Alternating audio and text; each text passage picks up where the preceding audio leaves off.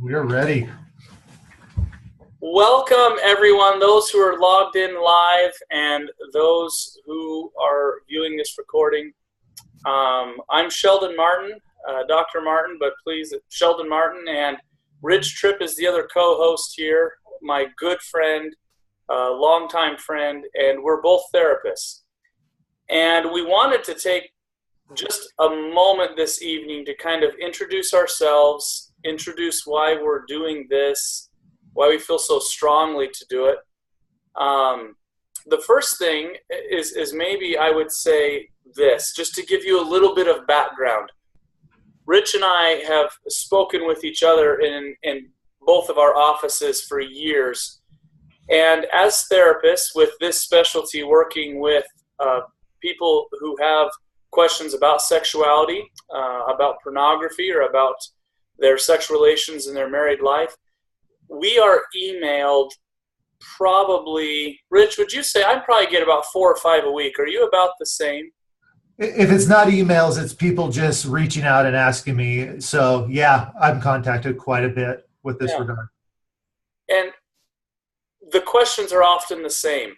They're questions that we're going to address a little bit tonight. It's parents and individuals and leaders who feel this desire that they need some good answers but don't know where to turn. Rich and I, it led us to just kind of, hey, let's hold these educational things. Let's invite people. We came up with a little mission statement that you can see here on your screen that is so well worded, I think. I can't take credit for it. Rich's wife really helped us massage this to make it sound right, but I think this is good for what we're trying to do and why we're doing this. Our site was developed. The site, by the way, is askldscounselors.com. But it was developed in an effort to reach more people and to touch more lives. That's a blessing of technology. We're able to use this means to reach out.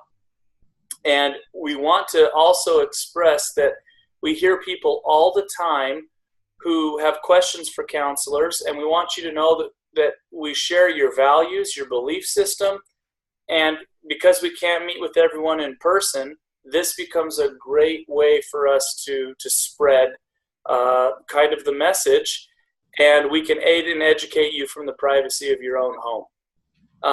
Rich, do you want to add anything to this on maybe why you and I have felt so strongly to do this and why now?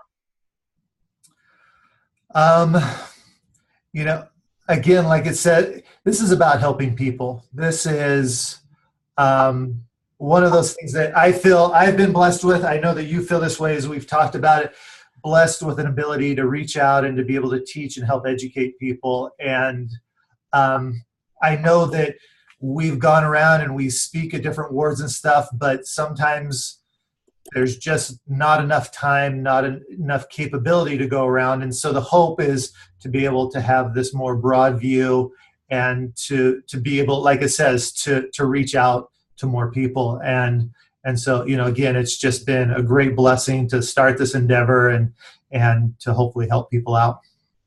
Yeah, so thanks, Rich. And let me introduce Rich to you just a little bit.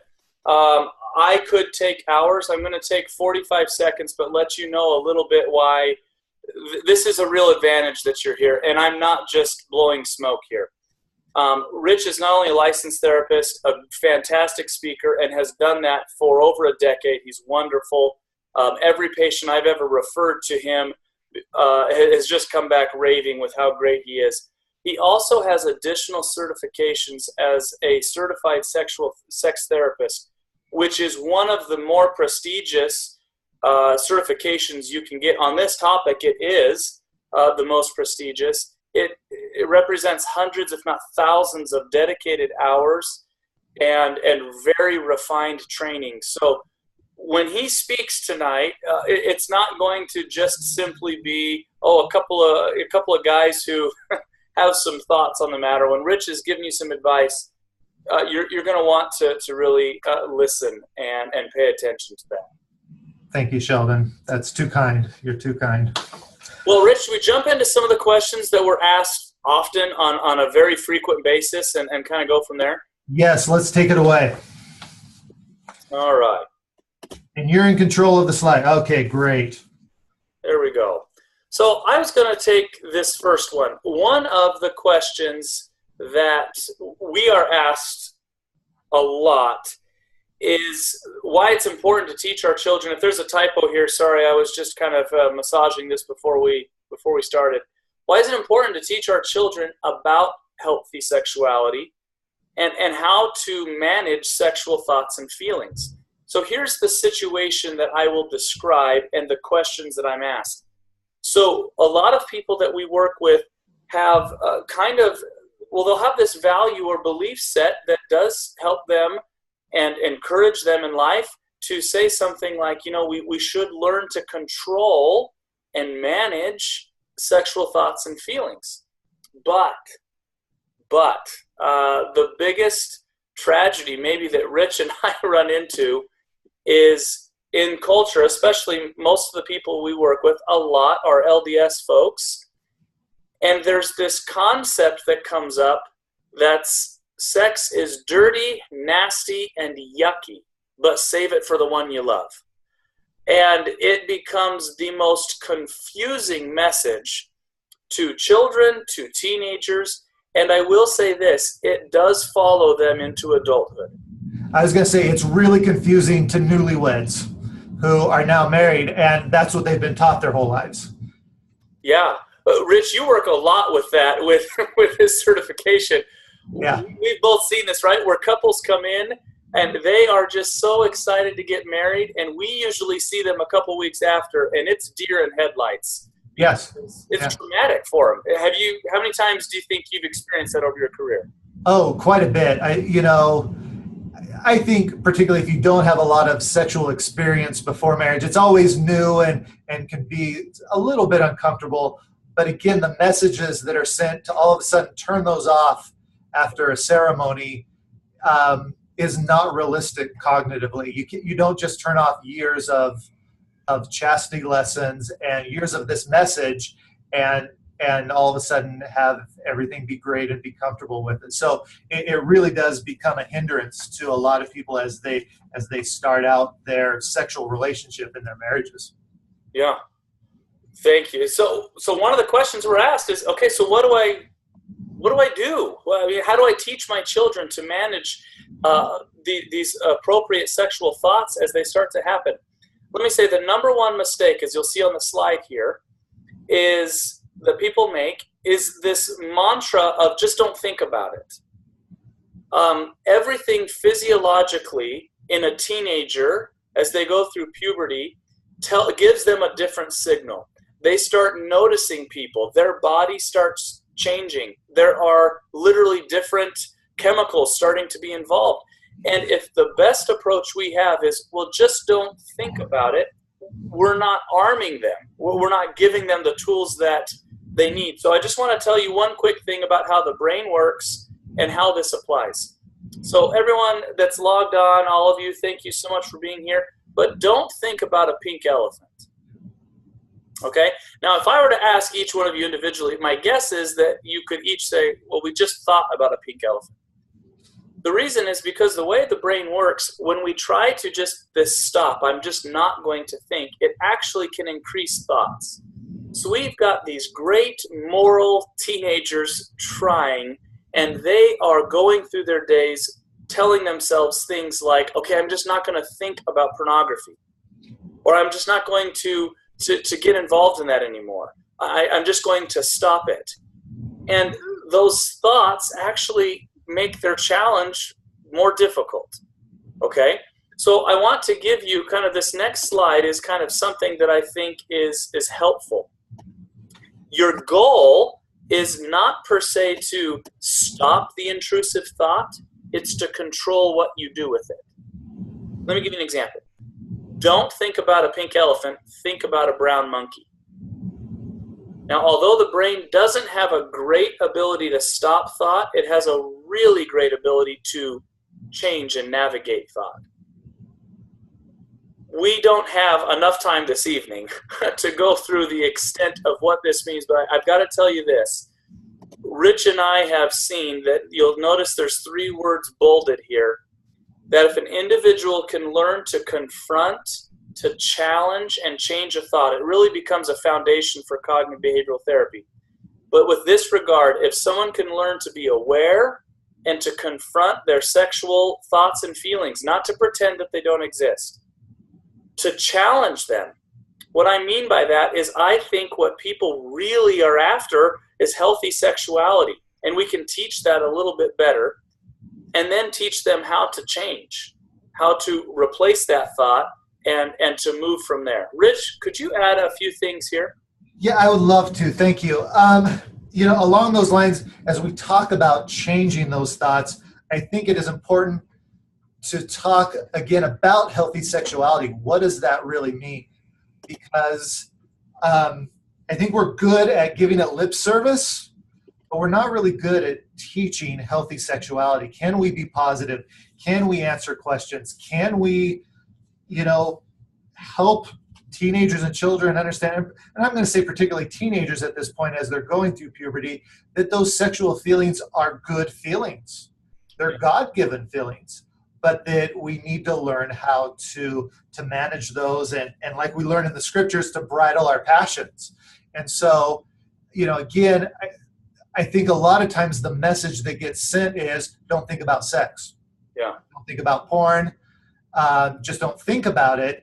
And again, we're doing a disservice to a lot of people out there, youth and adults. Whereas if we can start to change that to a healthier sexual view, then, all of a sudden it can be a lot more positive. And I think that really goes into helping strengthen people to be able to stay away from pornography as well. I think the more understanding that we have about the sacred, beautiful, positive nature of sexuality and how powerful that can be, the easier it is to tell ourselves that we don't want to be involved, or we don't want to see those things that Satan tries to shove our way. And so it's actually more of a protection as we can educate, rather than what some people think is that, well, if I talk with kids about sex, they're going to go run out and do it. Yeah. And the reality is there are other messages that are coming out there to the youth and to everybody out there. If we can stay positive, I think that does a lot more to help. Yeah, Rich, thank you so much. Rich has mentioned to me a lot, a phrase that you'll all be familiar with that I really like: enticed by one or the other. And we've often talked about, we are not doing a great job of enticing teenagers to understand the benefit of healthy sexuality. That really, and now side note, I mean, you look at every social science study and commitment and that to a marriage, these are things that you can statistically show are beneficial for a couple, right? The principles and the values that we embrace of commitment to one another and all these beautiful things, I think that they should understand that as they're going through this maturing process, that the goal is not they don't want sex, it's that they want this healthy sexual experiences that really, even shown in research, can only happen when two people are fully committed in marriage. Rich and I could probably talk for 6 hours each on this topic. I think we're both having a hard time holding back a little bit. I'm biting my tongue. When you put in 15 years of your professional life into this and we're trying to update it, that becomes a little difficult. So just real quick, and then Rich is going to answer a really important question, but another question I'm asked all the time, okay, Sheldon, I don't even know where to start, right? Technology is overwhelming us. Just give me a couple of things. Here are 7 things that as a parent, I feel you just have to say, okay, let me go down the list and check these. Filters. You should have a good filter. Is it going to protect you from everything? No, absolutely not.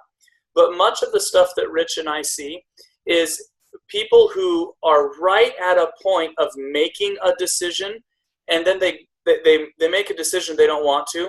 A filter can sometimes just add a little bit of a buffer so someone can make a rational decision. It won't block everything. There's really not a great way to do that yet. But also make sure that going to number 2, that the filter can block or filter your wireless signal as well. So a lot of families will put a filter on their home computer and then not filter the wireless internet. And so it really, most people use wireless as opposed to wired anyways. Passwords. If your children have a password for social media, for something, I've told my own children, it is family business. There is not one place they should be able to go that I can't go. Now, some might say, well, won't a teenager push back and say, well, that's my privacy? I would say, yep, it is, right? But there should be an ability so that it doesn't have to be hidden or secret. Having a computer in an open area of a house is becoming less and less of maybe a great tip with wireless internet, but it's still a great one. I think that it's nice to have it in an open area. Be careful with movie channels and cable. Here's why. Rich and I could speak to this for a long time, but we have a lot of parents in their 30s, 40s, and even 50s that think television was what it was when they were growing up. With basic cable, every year there are more and more laws that are just a little bit loosened. You can watch some pretty aggressive things on basic cable now. Be careful. I put a note there, DVRs can be helpful. Record, and then that helps you with the ability, right, to fast forward, delete, those types of things is helpful in the moment. Clearing the history is a violation of a rule, so no clearing of history. That goes for mom, dad, and all the kids. Please, please be careful with these last two. With media in the bedrooms. I'll just end with this before I turn it over to Rich. I have often used this example with parents. I've said, listen, if your child is going to bed at night with a phone, in your day, that would be almost equivalent to putting pornography at the edge of their bed in a magazine form and saying, don't look at this, and then closing the door. It's not fair to children and teenagers. Be the bad guy for a little bit. All devices turned in at night. I would just make this a rule. We could talk about other reasons why they should be sleeping and all that anyways, but those are 7 things you could do that might help right away. Now, this next question, I'm going to turn over to Rich. Oh, Rich, you add in something there. Can you go back, to the last two? I just want to speak to that really quickly. I have a great friend who's a retired FBI agent who worked with crimes against children. And he spoke to our ward and told every one of the parents that no good parent would ever allow their children to take a media device into their bedroom at night. And one of those big things is pornography, but he's seen children pulled into prostitution. He has seen just some of the most horrendous things happen. And so often it was because the child was up at night on a device that connected to the internet and got pulled in way over their head and got into so much trouble. There's so much blackmail that it's basically what you're saying is you're just opening a window and a door for anybody in the world to come into your child's room at that point. And it's really scary. And I think that, even including myself, until I'd heard him talk about this, I'd heard a lot of things. I knew about the pornography, but I think a lot of us are not necessarily understanding how dangerous it is to allow them to do that. And yet I hear teenagers all the time, well, of course I need to take it in my room. I need it for an alarm clock. I need it for my music. Yeah. Buy a cheap alarm clock. Buy a cheap CD player. DI, totally easy to get all that kind of stuff, but it'll save you a lot of grief in the long run. So, yeah, just my 2 cents on that. I would agree with Rich. And again, our message is one of hope. But just know professionally, unfortunately, but maybe fortunately, but Rich and I usually end up seeing kind of the worst of the worst of these situations. So even if you're thinking, whoa, man, that is extreme, you're right. Some of those things are extreme, but we also are very well acquainted with the road. And so please just trust us on that. Rich wants to address this question that he is more qualified to do than just about anyone I know. How should I talk with my child about sex? We are asked this question all the time, right? Birds and the bees, when and how and what to do. Rich, take it away a little bit. You know what? This is a hard subject. It's, I I think it strikes fear in a lot of parents' hearts when they have to have that birds and the bees talk. And um, in all honesty, I will tell you that I am a lot more comfortable talking with just about anybody about sex. But when it comes time to talk to my young man, I still get a little bit of a raising heartbeat and everything like that. It is something that can be a little daunting.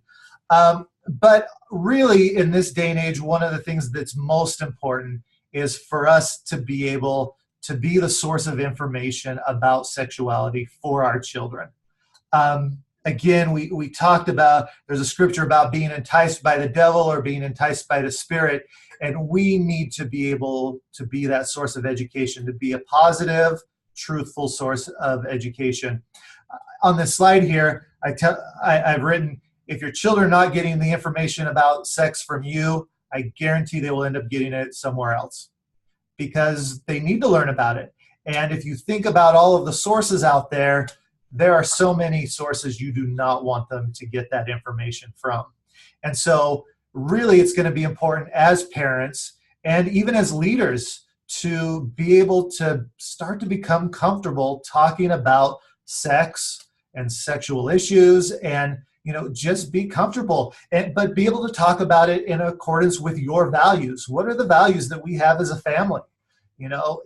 Is this something that's appropriate to do? Is that something that's appropriate to do? And I think that varies a little bit between family to family. Some families are more comfortable with certain things and other families aren't. So really, let's teach our children according to our values, but be that source of information from them and to keep it positive. Again, we have all of those messages from the world in terms of pornography and the news, and so many of them are negative. And it would be great to say that, we go to church and we get positive messages, but unfortunately a lot of chastity lessons take that negative turn as well. And that's where those ideas of sex is dirty, nasty, filthy, and wrong, so save it for marriage, that kind of message is what gets sent across. And so again, can we be positive?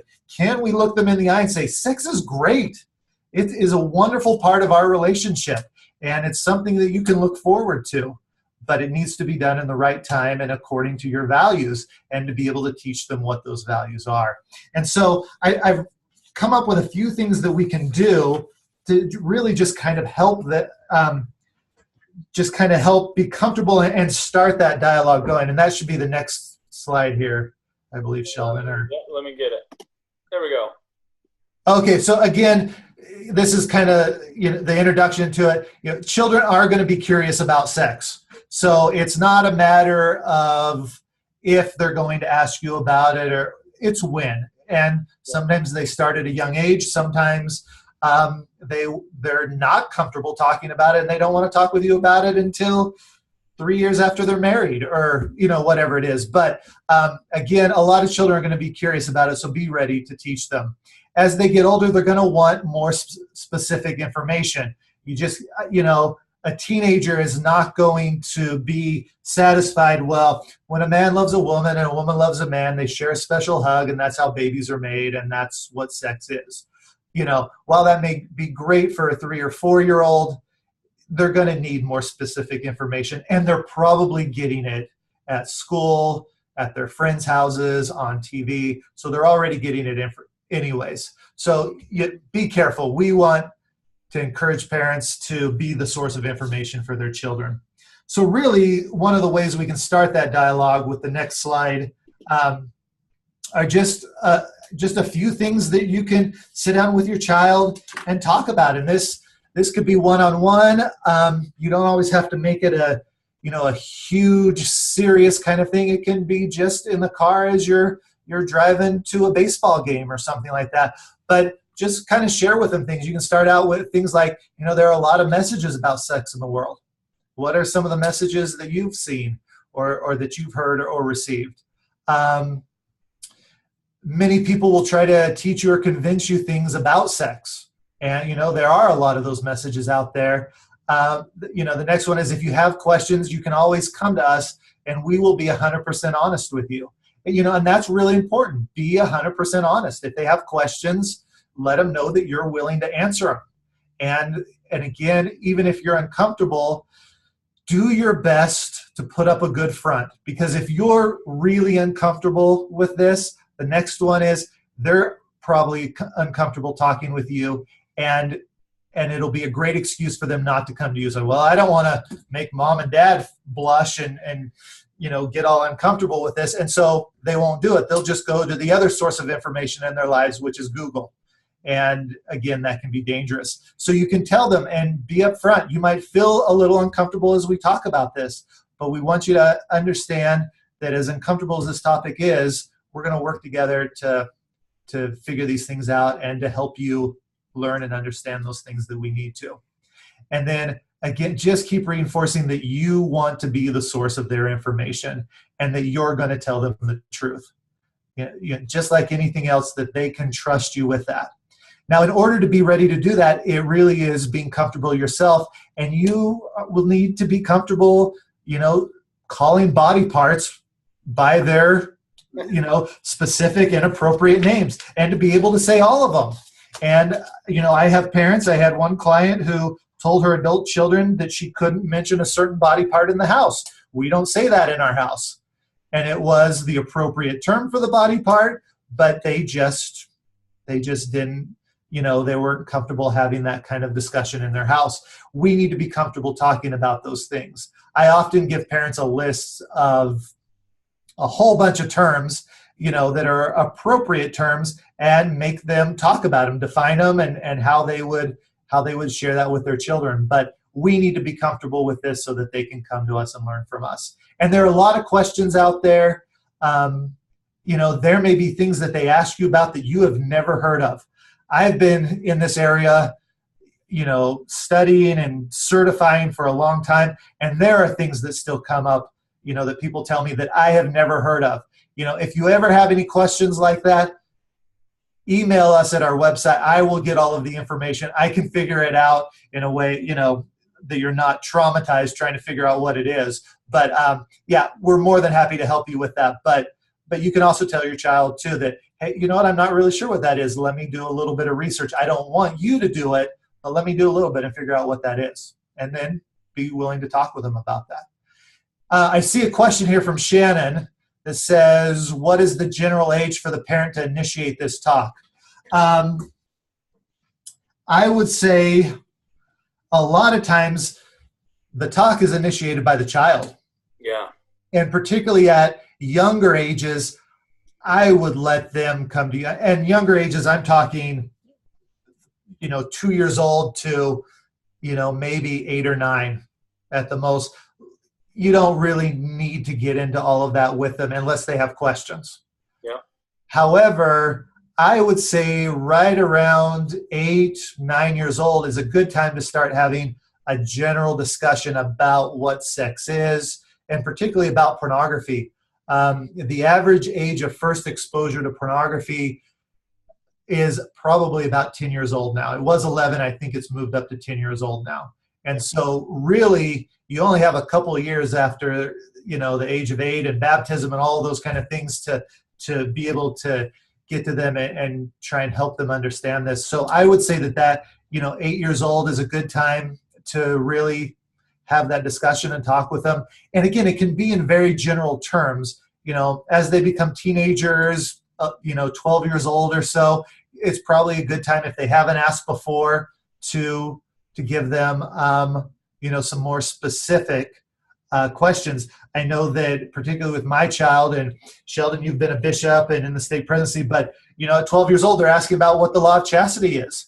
And, again, even as I've done Temple Recommend interviews and stuff, I have a lot of kids that are like, well, what is the law of chastity? Well, that is a great time to start the conversation and to talk about those in a way that's in accordance with your values.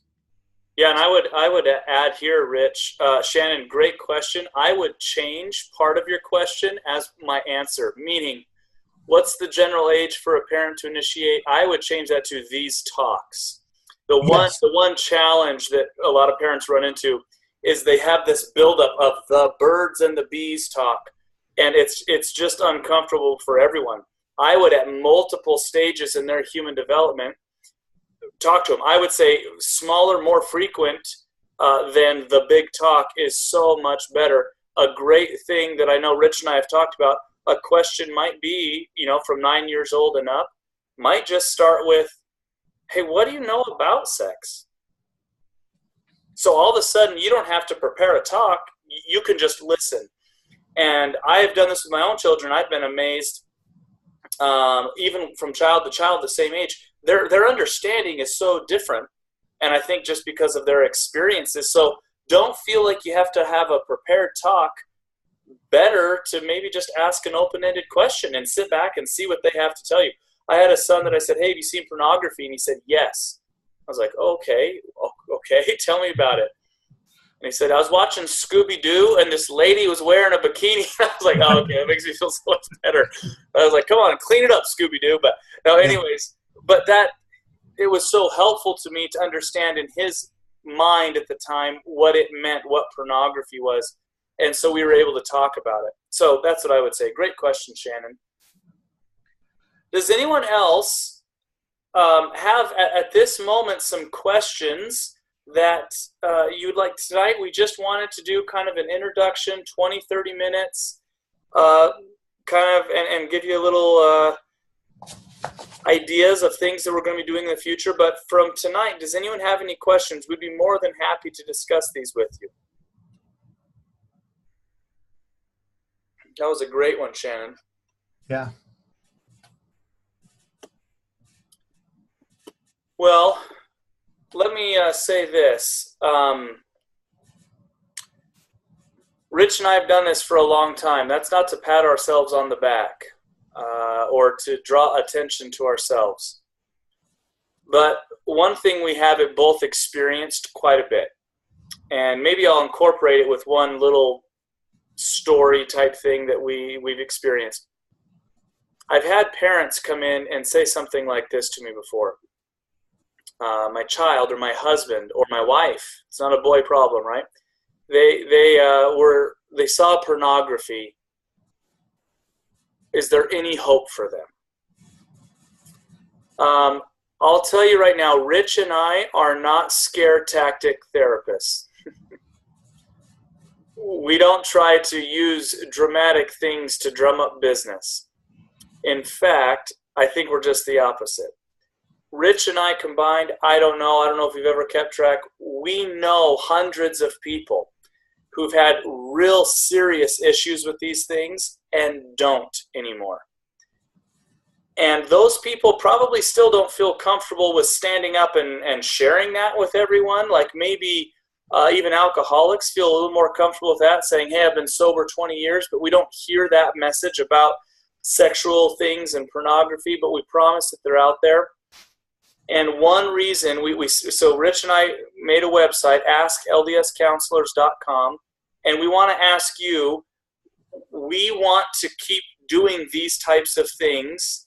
Think about you, your family, your ward, your stake, your friends. We want to know, would this be beneficial for you? If we just did these little 20, 30-minute things, and we'll base them a little bit on the questions that we're being asked. Yes, Corey, great question. We are going to make this recording available on our website. So the slides will be there embedded in it. Great question. Do you have a 30-second definition of the law of chastity? Yeah, I do. Rich, do you want to answer this or you want me to? Go for it, Sheldon. All right. I would say this. The simplest definition I know of the law of chastity is sexual relations are reserved for marriage, and those feelings need to be held in marriage. Anything outside of that needs to be tempered. Now, let me tell you why I'm so vague. I'm hesitating a little bit to share the story, but I think I can. I think I can keep it vague enough.